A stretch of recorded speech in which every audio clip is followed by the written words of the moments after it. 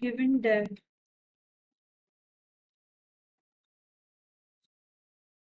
v is equals to velocity